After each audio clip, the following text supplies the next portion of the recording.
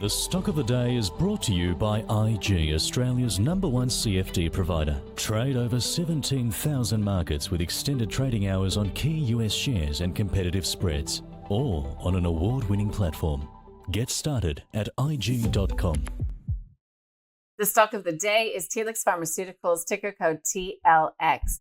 After news, Telix has reached an agreement with the US FDA to resubmit its application for approval for its brain cancer imaging agent. So the market got a bit nervous about this after Telix said that it had been given a bit of a road bump by the FDA, but it now says that it will include additional efficacy study analysis to its new submission.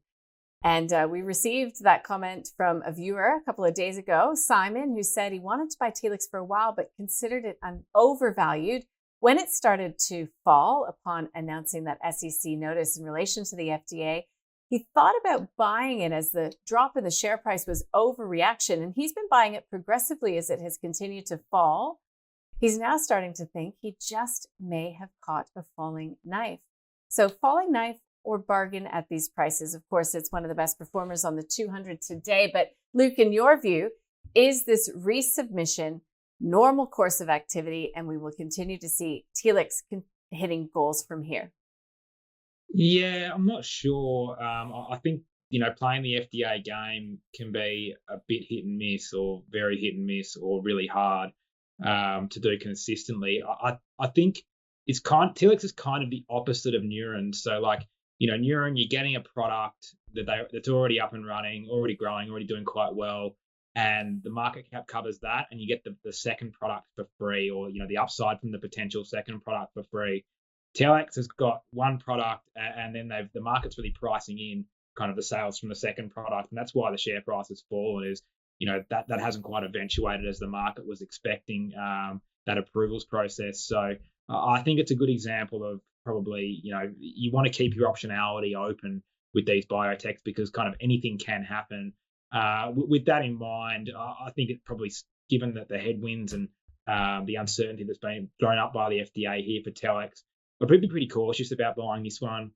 I'll be looking for a margin of safety to buy, at a discount to that first product's valuation, or pretty close to it, and really pricing in not much for the second product. So I don't think that's at $14. Please, for long-term holders and the people who are kind of in this stock for the long run and want to see this second product up, that share price going up a little bit today. But I don't think the risk reward's really there for me to be throwing capital at it. Okay, so that is a hold. Andrew, Telix. It's a biotech that is again back to its historical ways of not making money. They've got debt to equity of over 100% now, trying to fund the next iteration. They're busy and have been doing capital raises year after year.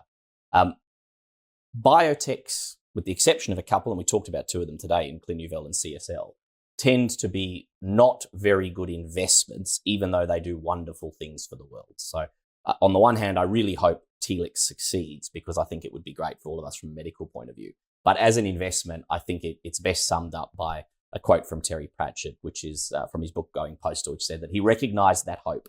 It was how he made his living. You knew that the man running the game was going to win. You knew that people in distress didn't sell you diamond rings for a fraction of their value. You knew that life generally handed you the sticky end of the stick, and you knew that the gods didn't pick some undeserving person out of the population and hand them a fortune. Except that this time, you might be wrong, right? It might just happen.